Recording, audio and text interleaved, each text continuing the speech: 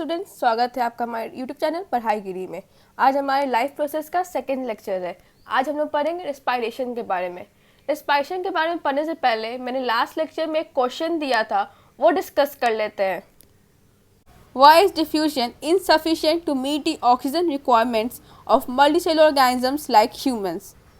हम जो human beings हैं उन लोगों में डिफ्यूजन के थ्रू हमारा ऑक्सीजन रिक्वायरमेंट मीट कर पाना मुश्किल इसलिए है क्योंकि हमारा जो ऑर्गेनाइजेशन है वो काफ़ी कॉम्प्लेक्स है। हमारे बॉडी में मल्टीपल ऑफ सेल्स हैं और हमारे सारे सेल्स जो है हमारे एक्सटर्नल इन्वायरमेंट के डायरेक्ट कॉन्टैक्ट में नहीं है। डायरेक्ट कॉन्टैक्ट में नहीं होने की वजह से डिफ्यूजन के थ्रू हमारा ऑक्सीजन रिक्वायरमेंट मीट कर पाना इम्पॉसिबल है। तो ये था हमारा लास्ट लेक्चर का क्वेश्चन। तो अब शुरू करते हैं हम लोग आज का lecture respiration. Respiration, it is a process that occurs in the cells of all living organisms. In this process, the energy is produced by the breakdown of glucose, which is further used by cells for various functions. यानी हमारा जो respiration जो है वो हमारे living organisms के almost सारे sales में हो रहा होता है। इस प्रोसेस में होता क्या है कि एनर्जी प्रोड्यूस होता है, हमारे जो ग्लूकोज होता है हमारी बॉडी में उसके ब्रेकडाउन से, और जो एनर्जी जो प्रोड्यूस हो रहे हैं वो यूज़ होता है हमारे अलग अलग सेलुलर एक्टिविटीज़ में। तो ये था हमारा respiration. Respiration occurs in 2 phases in most organisms, यानी हमारे मैक्सिमम ऑर्गेनिजम्स में रेस्पिरेशन 2 फेज में होता है। पहला हो गया एक्सटर्नल रेस्पिरेशन जिसे हम लोग ब्रीदिंग भी कहते हैं, और दूसरा हो गया हमारा इंटरनल रेस्पिरेशन जिसे हम लोग सेलुलर रेस्पिरेशन भी कहते हैं। ये जो हमारा ब्रीदिंग है वो एक मैकेनिकल प्रोसेस है, और इस ब्रीदिंग में हमारे 2 प्रोसेस आते हैं। एक हो गया हमारा इंस्पायरेशन और दूसरा हो गया हमारा एक्सपायरेशन।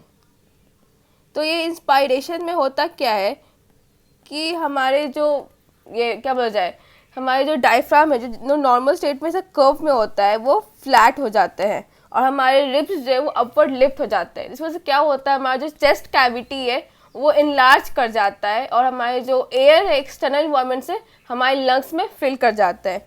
वही हमारे एक्सपायरेशन में क्या होता है कि जो हमारा इंस्पायरेशन के वक्त जो हमारा डायफ्राम जो फ्लैट हुआ था वो वापस अपने कर्व पोजिशन में आ जाता है, और जो हमारे जो रिब्स जो अपलिफ्ट हुए थे वो वापस अपने नॉर्मल पोजीशन में आ चुके होते हैं। तो इससे क्या होता है कि हमारा जो चेस्ट कैविटी है वो कम हो चुका होता है, यानी कॉन्ट्रैक्ट कर चुका होता है। इसकी वजह से हमारे जो लंग्स से एयर जो है वो बाहर निकल जाते हैं, यानी हमारे एक्सटर्नल इन्वायरमेंट निकल जाते हैं। तो ये था हमारा इंस्पायरेशन और एक्सपायरेशन। अब देखते हैं हम लोग इंटरनल रेस्पिरेशन के बारे में। तो देखो इंटरनल रेस्पिरेशन इसको हम लोग सेलुलर रेस्पिरेशन भी कहते हैं। तो इसमें होता क्या है, ये बेसिकली इन्वॉल्व करता है ब्रेकडाउन ऑफ ग्लूकोज, यानी ग्लूकोज को कैसे ब्रेकडाउन होता है वो मेनली हमारे इंटरनल रेस्पिरेशन में आता है। Respiration are of 2 types. ये जो हमारा रेस्पिरेशन है वो 2 टाइप के होते हैं। पहला हो गया हमारा एरोबिक रेस्पिरेशन और दूसरा हो गया हमारा एनारोबिक रेस्पिरेशन। एरोबिक रेस्पिरेशन में होता क्या है कि हमारा जो ग्लूकोज का जो ब्रेकडाउन है उसमें ऑक्सीजन इन्वॉल्व होते हैं। वही हमारा जो एनारोबिक रेस्पिरेशन है उसमें हमारा जो ग्लूकोज का ब्रेकडाउन है उसमें ऑक्सीजन इन्वॉल्व नहीं होता है।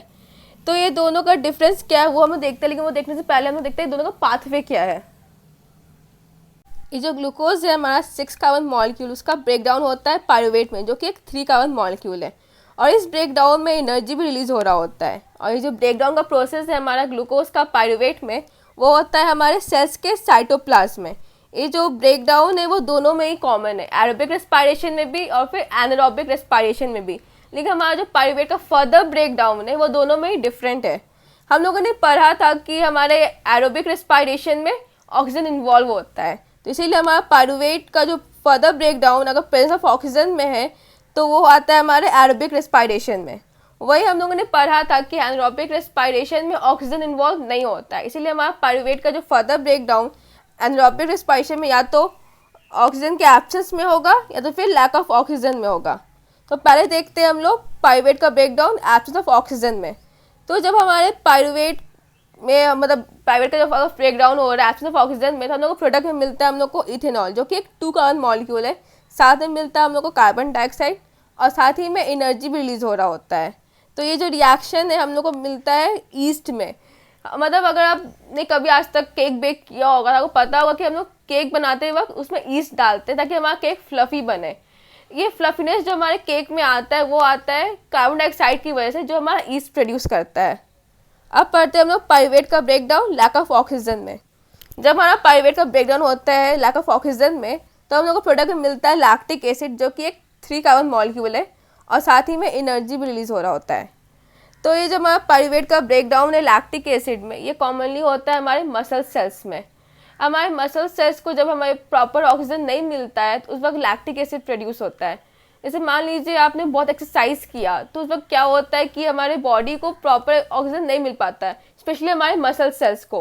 तो उस वक्त क्या होता है कि एनर्जी प्रोवाइड करने के लिए हमारा पाइरूवेट का ब्रेक डाउन होता है लैक्टिक एसिड में। और वहीं पे अगर लैक्टिक एसिड काफ़ी ज़्यादा एक्यूमुलेट कर जाए हमारे मसल्स में तो हमारे मसल्स में पेन हो जाता है, जो कि आपने ऑब्जर्व किया होगा। आपने अगर आप बहुत ज़्यादा विगरस एक्सरसाइज करते हैं तो आपके मसल्स में क्रैम्प्स आ जाते हैं। अब पढ़ते हैं हम लोग पाइरूवेट का ब्रेकडाउन ऑक्सीजन के प्रेजेंस में। जब हमारा पाइरूवेट का ब्रेकडाउन होता है ऑक्सीजन के प्रेजेंस में तो हम लोग को प्रोडक्ट मिलता है कार्बन डाइऑक्साइड, वाटर और साथ ही में एनर्जी भी रिलीज हो रहा होता है। ये रिएक्शन जो है वो होता है हमारे सेल्स के माइटोकॉन्ड्रिया में। तो ये था हमारे एरोबिक रेस्पिरेशन और एनारोबिक रेस्पिरेशन का पाथवे। अब हम लोग देखेंगे दोनों का differences. Aerobic respiration takes place in presence of oxygen, वही हमारा जो एनारोबिक रेस्पिरेशन में वो होता है एब्सेंस ऑफ ऑक्सीजन में। एंड प्रोडक्ट्स जो है हमारे एरोबिक रेस्पिरेशन में वो है कार्बन डाइऑक्साइड और वाटर, वही हमारे एनारोबिक रेस्पिरेशन में एंड प्रोडक्ट्स है इथेनॉल और कार्बन डाइऑक्साइड। लेकिन अगर हमारे जो मसल्स में जो एनारोबिक रेस्पिरेशन होते हैं उसमें जो एंड प्रोडक्ट्स है वो लैक्टिक एसिड है, लेकिन जब तक मतलब स्पेसिफाई ना किया जाए तब तक हम एनारोबिक रेस्पिरेशन का एंड प्रोडक्ट्स जो है हमेशा इथेनॉल और कार्बन डाइऑक्साइड ही लिखते हैं। एरोबिक रेस्पिरेशन में ज़्यादा एनर्जी रिलीज होती है, वही हमारे एनारोबिक रेस्पिरेशन में कम एनर्जी रिलीज होता है। ये जो हमारा एरोबिक रेस्पिरेशन में वो होता है साइटोप्लाज्म और माइटोकॉन्ड्रिया में, यानी हमारा जो ग्लूकोज का ब्रेक डाउन है उसका जो प्रोसेस है वो आधा साइटोप्लाज्म में होता है और आधा माइटोकॉन्ड्रिया में होता है। वही हमारा जो ये एनारोबिक रेस्पिरेशन में इसमें जो ग्लूकोज का ब्रेक डाउन है उसका पूरा प्रोसेस जो है वो साइटोप्लाज्म में ही होता है। हमारे एरोबिक रेस्पिरेशन में ग्लूकोज का कंप्लीट ऑक्सीडेशन होता है, वही हमारे एनारोबिक रेस्पिरेशन में ग्लूकोज का इनकम्प्लीट ऑक्सीडेशन होता है। ये जो हमारा एरोबिक रेस्पिरेशन में हमें मैक्सिमम ऑर्गेनिज्म में देखने को मिलता है, लेकिन वही हमारा जो एनारोबिक रेस्पिरेशन में हमें वो कुछ बैक्टीरिया में देखने को मिलता है, या तो फिर ईस्ट में मिलेगा या फिर हमारे हायर ऑर्गेनिजम्स में है उसके कुछ टिश्यूज़ में देखने को मिलता है, जैसे हमारे मसल्स में मिलता है, मसल्स टिश्यूज से हम लोग कहते हैं। तो ये था हमारा एरोबिक रेस्पिरेशन और एनारोबिक रेस्पिरेशन का डिफरेंस। हम लोगों ने पढ़ा था ये जो ग्लूकोज का ब्रेक डाउन है इसको हम सेलुलर रेस्पिरेशन कहते हैं, उसमें काफ़ी सारी एनर्जी रिलीज होती है। उस एनर्जी का होता क्या है वो देखते हैं हम लोग। The energy release during cellular respiration is immediately used to form ATP which is used to carry all other endothermic activities in the cell। यानी हमारी जो भी एनर्जी रिलीज होती है हमारे सेलुलर रेस्पिरेशन में वो यूज़ होता है ATP फॉर्म करने में, और यही जो ATP है वो हमारी सेल्स यूज़ करती है अलग अलग एंडोथर्मिक एक्टिविटीज़ कैरी करने में। एंडोथर्मिक एक्टिविटीज़ हम लोग उस एक्टिविटीज़ को कहते हैं जिसमें एनर्जी की ज़रूरत होती है उन लोग के होने के लिए। जैसे हमारा मसल्स कॉन्ट्रैक्शन, हमारे मसल्स कॉन्ट्रैक्शन के लिए हमें एनर्जी चाहिए होती है और वो एनर्जी प्रोवाइड करता है हमारा ATP। हर ATP के ब्रेक डाउन पर एक फिक्स्ड अमाउंट ऑफ एनर्जी मिलती है हमें, जो कि हमारे सेल्स के सारे एक्टिविटीज़ परफॉर्म करती है। When terminal phosphate linkage in ATP is broken using water, the energy equivalent to 30.5 kilojoule पर मोल इज रिलीज। जैसे मैंने आपको बताया आपको कि हर ATP के ब्रेक डाउन पर एक fixed amount of energy release होता है जो इक्विवेलेंट होता है 30.5 किलोजूल पर मोल के लिए। ये एनर्जी जो है ATP के ब्रेकडाउन से होती है और हमारा ATP का ब्रेकडाउन होता है वाटर के थ्रू। वाटर के थ्रू कैसे होता है कि हमारा जो टर्मिनल फॉस्फेट लिंकेज जो होता है हमारे ATP में उसका ब्रेकडाउन होता है वाटर की वजह से। तो ये था हमारे जो एनर्जी रिलीज हो रहा है हमारे ग्लूकोज के ब्रेकडाउन में उसका यूज़। अब हम लोग एक एक्सपेरिमेंट देखेंगे, ये हमारे NCERT का एक्सपेरिमेंट नंबर 4 है। तो इस एक्सपेरिमेंट में क्या किया हम लोगों ने, 2 टेस्ट ट्यूब लिया, एक हमारा टेस्ट ट्यूब A वही हमारा दूसरा है टेस्ट ट्यूब B। इस दोनों टेस्ट ट्यूब में हम लोगों ने लाइम वाटर फिल किया है।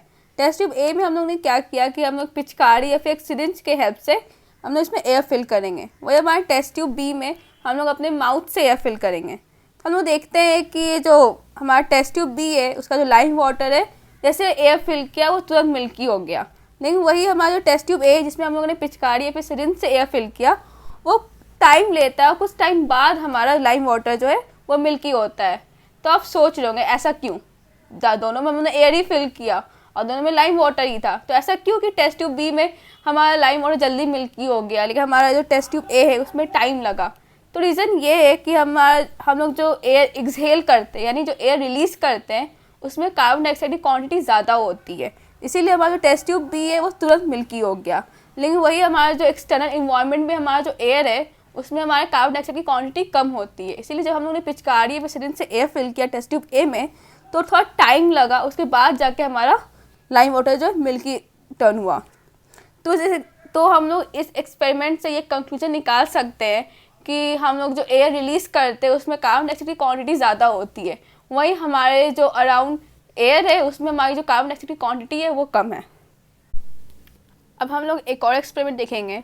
ये जो एक्सपेरिमेंट है हमारे एनसीईआरटी का 5th एक्सपेरिमेंट है। तो इसमें क्या किया है, हम लोगों ने एक टेस्ट ट्यूब लिया है। इस टेस्ट ट्यूब में या तो हम लोग एक फ्रूट जूस लेंगे या फिर शुगर सॉल्यूशन ले लेंगे, और इसी टेस्ट ट्यूब में हम लोग ईस्ट डाल देते हैं, और फिर इस टेस्ट ट्यूब को एक ट्यूब के थ्रू हम लोग कनेक्ट कर देते हैं एक दूसरे टेस्ट ट्यूब में जिसमें हमारा लाइम वाटर है, या यूँ कहो तो कैल्शियम हाइड्रोक्साइड सॉल्यूशन। होता क्या है कि हम लोग कुछ देर बाद देखते हैं कि हमारा जो लाइम वाटर था दूसरे टेस्ट ट्यूब में वो मिल्की हो जाता है। तो आप सोच रहोगे कि ऐसा क्या हो गया। तो होता कुछ ये है कि हमारे जो फ्रूट जूस है या फिर शुगर सॉल्यूशन है उसमें जो ग्लूकोज होता है उसका ब्रेक डाउन होता है, यानी हमारा जो ईस्ट है ग्लूकोज का ब्रेक डाउन करता है, और उसमें क्या होता है कि हमारा कार्बन डाइऑक्साइड रिलीज़ होता है, और ये कार्बन डाइऑक्साइड जो है हमारे दूसरे ट्यूब में जाता है और हमारा जो लाइम वाटर है उसको मिल्की टर्न कर देता है। तो हम लोग को ये जो हमारा जो एक्सपेरिमेंट हुआ इससे हम लोग कहते हैं ईस्ट फर्मेंटेशन।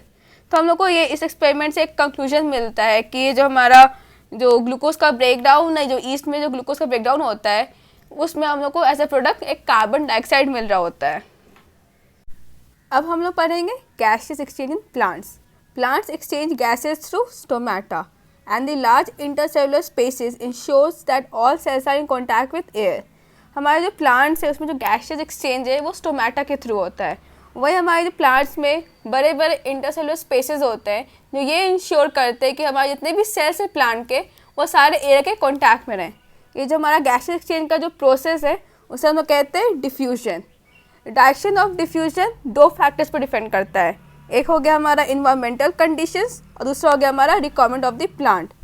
तो डे टाइम में क्या होता है कि हमारा फोटोसिंथेसिस हो रहा होता है, तो उसमें हम लोग को ज़रूरत होती है कार्बन डाइऑक्साइड की। तो इसीलिए क्या होता है कि हमारा प्लांट्स जो है वो कार्बन डाइऑक्साइड लेता है और फिर ऑक्सीजन रिलीज़ करता है। वही हमारे नाइट टाइम में रेस्पिरेशन हो रहा होता है, इसकी वजह से कार्बन डाइऑक्साइड रिलीज़ की जाती है और ऑक्सीजन इनहेल किया जाता है। तो ये था हमारा गैसेस एक्सचेंज इन प्लांट्स। अब हम लोग पढ़ेंगे गैसेस एक्सचेंज इन एनिमल्स। तो ये हमारे जो टेरेस्ट्रियल एनिमल्स हैं ये ऑक्सीजन लेते हैं हमारे एटमॉस्फेयर से। वही हमारे जो एक्वेटिक एनिमल्स हैं they take oxygen dissolve in water, यानी हम ये जो लेते हैं ऑक्सीजन जो वाटर में डिजॉल्व होते हैं उससे। हमारे जो वाटर है उसमें ऑक्सीजन कंटेंट काफ़ी कम होता है, इसीलिए हमारे जो एक्वेटिक एनिमल्स हैं उनका ब्रीदिंग रेट काफ़ी ज़्यादा होता है। Fishes take in water through their mouth and force it past the gills, where the dissolved oxygen is taken by blood. Fishes में क्या होता है, अपने माउथ के थ्रू उन्हें वाटर लेते हैं और उसको पुश करते हैं अपने गिल्स की तरफ, जहाँ पे जो भी डिजॉल्व ऑक्सीजन है वो उनका ब्लड ले लेता है। तो ये था हमारा गैसेस एक्सचेंज इन एनिमल्स। हम एक और एक्सपेरिमेंट डिस्कस करते हैं। ये हमारे एनसीईआरटी का एक्सपेरिमेंट नंबर 6 है। इस एक्सपेरिमेंट में हम लोग एक फ़िश को ऑब्जर्व किया है। तो उस ऑब्जर्वेशन में हम लोग को ये पता चला है कि कोई भी फिश है उसका जो माउथ का ओपनिंग है और फिर गिल्स का ओपनिंग है वो अल्टरनेट मैनर में, यानी जब उसका माउथ ओपन होता है उसका गिल्स क्लोज हो जाता है, वही उसका गिल्स ओपन होता है उसका माउथ क्लोज हो जाता है। वही हम लोगों ने किसी और ऑब्जर्व किया है कि ये जो फिश है उनका जो ब्रीदिंग रेट है वो ह्यूमंस के कंपैरेटिवली काफ़ी ज़्यादा है। उसका रीज़न ये है कि उन लोग को जो ऑक्सीजन है वो वाटर से लेना पड़ता है, और वाटर में जो ऑक्सीजन डिजॉल्व है वो कंपैरेटिवली कम है जितना हमारे एटमॉस्फेयर में है। वही हम लोगों ने और ऑब्जर्व किया है कि हमारा जो ये ब्रीदिंग रेट है फिश का वो डिफरेंट फिश में डिफरेंट है, क्योंकि वो फिश के साइज और उसकी एक्टिविटी पर डिपेंड करता है। तो अल्टीमेटली हम लोग को इस एक्सपेरिमेंट से 3 पॉइंट पता चला है, ये कि हम उसका जो फिश के जो गिल्स और माउथ का ओपनिंग अल्टरनेट मैनर में, second breathing rate different fish में डिफरेंट है, और थर्ड पॉइंट कि जो फिश की जो ब्रीदिंग रेट है ह्यूमन से ज़्यादा है। तो ये था हमारा एक्सपेरिमेंट। अब हम लोग पढ़ेंगे ह्यूमन रेस्पिरेटरी सिस्टम के बारे में। हमारा जो रेस्पिरेटरी सिस्टम है वो कुछ इस तरह का दिखता है। तो पहले हम देखते हैं कि हमारे जो एयर का जो पाथवे क्या रहता है। हम लोग जब भी एयर इनहेल करते हैं तो एयर हमारे एक्सटर्नल नॉस्ट्रिल से पहुंचता है हमारे नेसल कैविटी में। हमारे नेसल कैविटी में काफ़ी सारे हेयर्स होते हैं और म्यूकस की लाइनिंग होती है, जो क्या करते हैं जितने भी डस्ट पार्टिकल्स और बैक्टीरिया होते हैं हमारे एयर में उसको ट्रैप कर लेता है। फिर हमारे नेसल कैविटी से एयर पहुंचता है हमारे ट्रैकिया में। ये ट्रैकिया एक ट्यूब की तरह स्ट्रक्चर होता है जिसमें काफ़ी सारे कार्टिलेजिनस रिंग्स होते हैं। ये जो रिंग्स है इनका काम ये होता है कि जब ट्रैकिया में एयर कम होता है उस वक्त उसको कोलैप्स होने से बचाते हैं। फिर हमारे ट्रैकिया से एयर पहुंचता है हमारे ब्रोंकाई में, फिर ब्रोंक्योस में और अल्टीमेटली पहुंचता है हमारे अल्वियोलाई में, जहाँ पे मेन एक्सचेंज ऑफ एयर होता है। ये जो हमारा ब्रोंकाई है, ब्रोंक्योस से अल्वियोलाई है, ये तीनों जो स्ट्रक्चर्स है वो हमारे लंग्स से प्रेजेंट होते हैं। ये जो डायग्राम देख रहे हैं आप, ये हमारा रेस्पिरेटरी सिस्टम है। ये जो हमारा एयर है तो हमारे एक्सटर्नल नॉस्ट्रिल यानी यहाँ पे रहता है, नॉस्ट्रिल से आता है हमारे नेसल कैविटी में, जिसको हम लोग नेसल पैसेज भी कहते हैं। फिर हमारे नेसल पैसेज से ये पहुँचता है हमारे ट्रैकिया में। आप देख रहे होंगे ट्रैकिया में कुछ रिंग्स के स्ट्रक्चर्स है, ये रिंग्स ऑफ कार्टिलेज। और फिर हमारे ट्रैकिया से पहुँचता है हमारे ब्रोंकाई में। देखिए यहाँ पे देख रहे होंगे आप, यहाँ पे ब्रोंकाई हमारा। फिर ब्रोंकाई से पहुँचता है हमारे इधर ब्रोंक्योल्स में, और ब्रोंक्योल से फिर पहुँचता है अल्वियोलाई में। जैसे देखिए हमारा अल्वियोलाई कुछ इस तरह का दिखता है। तो ये अल्टीमेटली था हमारा एयर पैसेज। अब हम लोग पढ़ेंगे लंग्स के बारे में। Lungs are present in thoracic cavity, यानी हमारे जो लंग्स है वो किस में प्रेजेंट है, हमारे थोरैसिक कैविटी में। They are spongy elastic bags consisting of bronchi, bronchioles and alveoli. यानी हमारे जो लंग्स है वो कुछ स्पॉन्जी और इलास्टिक बैग्स की तरह हैं, जिसमें हमारे ब्रोंकाई, ब्रोंक्योस और अल्वियोलाई प्रेजेंट होते हैं। अब हम लोग जानते हैं अल्वियोलाई के बारे में। The alveoli provides a surface where the exchange of gases can takes place. यानी अल्टीमेटली हमारा जो अल्वियोलाई है वही सरफेस है जहाँ पे गैसेस का एक्सचेंज हो रहा होता है। The walls of the alveoli consist of extensive network of blood vessels. यानी हमारे जो अल्वियोलाई के वॉल्स हैं उसमें काफ़ी अच्छा नेटवर्क होता है हमारे ब्लड वेसल्स का। If the alveolar surface were spread out it would cover about 80 metre square. अगर हम लोग सारे अल्वियोलर सरफेस को स्प्रेड करें तो पता चलेगा कि उसका पूरा जो एरिया है वो करीब 80 मीटर स्क्वायर है। एंड ये जो 80 मीटर स्क्वायर है वो काफ़ी बड़ा एरिया होता है गैसेस एक्सचेंज करने के लिए। अगर आप लोग बात करें अल्वियोलाई की, तो अगर उसका जो मेन काम है वो गैसेस एक्सचेंज है, और फिर अल्वियोलाई का इतना बड़ा सरफेस होने की वजह से गैसेस एक्सचेंज ईजी हो जाता है हमारे लिए। तो ये था हमारे लंग्स और अल्वियोलाई के बारे में। हम लोगों ने ये तो पढ़ लिया कि हमारे जो अल्वियोलाई हैं उसमें गैसेस एक्सचेंज होते हैं, लेकिन गैसेस एक्सचेंज एग्जैक्टली होता कैसे वो जानते हैं हम लोग। जब भी एयर इनहेल करते हैं तो होता क्या है कि हमारा जो अल्वियोलाई वो एक्सपैंड करता है और उसमें ऑक्सीजन फिल हो जाते हैं। फिर हमारे जो ब्लड से, आपने ये तो पढ़ा ही था कि हमारे अल्वियोलाई में एक काफ़ी एक्सटेंसिव नेटवर्क है ब्लड्स का। तो ये जो ब्लड है वो क्या करता है कि अलग अलग सेल से वो कार्बन डाइऑक्साइड लेकर आता है और हमारे अल्वियोलाई में रिलीज़ कर देता है, और वहीं जो भी हमारे अल्वियोलाई में ऑक्सीजन होते हैं वो ब्लड वो ले लेता है और हमारे सेल सबको वो प्रोवाइड कर देता है। तो कुछ यही था हमारा मैकेनिज्म गैसेस एक्सचेंज का। हम लोगों ने ब्रीदिंग के बारे में तो पढ़ लिया था, लेकिन ब्रीदिंग के बारे में एक बहुत इंपॉर्टेंट पॉइंट है जो आप लोग ध्यान में रखिएगा। During the breathing cycle when the air is taken in and let out, the lungs always contains a residual volume of air so that there is sufficient time for oxygen to be absorbed and for the carbon dioxide to be release. यानी हमारी जो breathing cycle है जिसमें हम लोग air या तो inhale करते हैं या फिर रिलीज़ करते हैं, उस वक्त हमारे लंग्स में हमेशा एक फिक्स अमाउंट ऑफ एयर होता है जिसे हम लोग कहते हैं रेसिडुअल वॉल्यूम। इस रेसिडुअल वॉल्यूम के होने की वजह से हमारे बॉडी को एक सफिशिएंट टाइम मिल जाता है ऑक्सीजन एब्जॉर्ब करने के लिए और कार्बन डाइऑक्साइड रिलीज़ करने के लिए। ये एक बहुत इंपॉर्टेंट पॉइंट है, आप लोग हमेशा इसे याद रखिएगा। अब हम लोग ये पढ़ते हैं हमारे बॉडी के डिफरेंट पार्ट्स में ऑक्सीजन की डिलीवरी कैसे होती है। जब बात आती है हमारे यूनिसेलुलर ऑर्गेनिजम्स की, इसमें तो बहुत सिंपल है, वहाँ उसमें होती है डिफ्यूजन के थ्रू। लेकिन हम लोग बात करते हैं एनिमल्स की, जो हमारे है मल्टीसेलुलर ऑर्गेनिजम्स, उसमें कैसे होती है वो देखते हैं। As the body size is large diffusion alone is not enough, क्योंकि हमारी जो बॉडी साइज है वो काफ़ी बड़ी है तो अकेले डिफ्यूजन पॉसिबल नहीं है। Respiratory pigments are also required, तो हमें ज़रूरत पड़ती है रेस्पिरेटरी पिगमेंट्स की। Respiratory pigment in human being is haemoglobin which is present in red blood cells. तो हमारे ह्यूमन बींग्स में रेस्पिरेटरी पिगमेंट जो प्रेजेंट है वो है हेमोग्लोबिन, और ये जो हेमोग्लोबिन है वो प्रेजेंट होता है हमारे आरबीसीज में। ये जो हमारे हेमोग्लोबिन है उसकी काफ़ी अच्छी एफिनिटी होती है ऑक्सीजन के लिए। तो ये जो हमारे हेमोग्लोबिन है वो कंबाइन करते हैं हमारे ऑक्सीजन के साथ और बनाते हैं हमारा ऑक्सी हेमोग्लोबिन। तो हमारे लंग्स से जो डिफरेंट पार्ट्स में ऑक्सीजन ट्रांसफ़र होता है वो होता है ऑक्सी हेमोग्लोबिन के फॉर्म में। अब बात करते हैं लोग कार्बन डाइऑक्साइड के बारे में। Carbon dioxide is more soluble in blood than oxygen, so it get dissolves in blood and is thus transported. क्योंकि हमारे कार्बन डाइऑक्साइड की अच्छी सॉल्युबिलिटी होती है ब्लड में, तो वो ब्लड में डिज़ोल्व होके हमारे अलग अलग पार्ट से लंग्स में पहुंचा दिया जाता है। आपने कभी सोचा है अगर मान लो हमारे बॉडी में हीमोग्लोबिन नहीं होता तो क्या होता? आइए देखते हैं। If diffusion were to move oxygen in our body, it is estimated that it would take 3 years for a molecule of oxygen to get to our toes from our lungs. यानी अगर हमारे बॉडी में अगर haemoglobin नहीं होता तो एक single oxygen molecule को 3 साल लग जाते हमारे टोस से हमारे लंग्स तक पहुंचने के लिए, जो कि एक बहुत लंबा टाइम होता है। तो यही तक था आज का लेक्चर हमारा रेस्पायरेशन का। नेक्स्ट लेक्चर में पढ़ेंगे हम लोग ट्रांसपोर्टेशन के बारे में।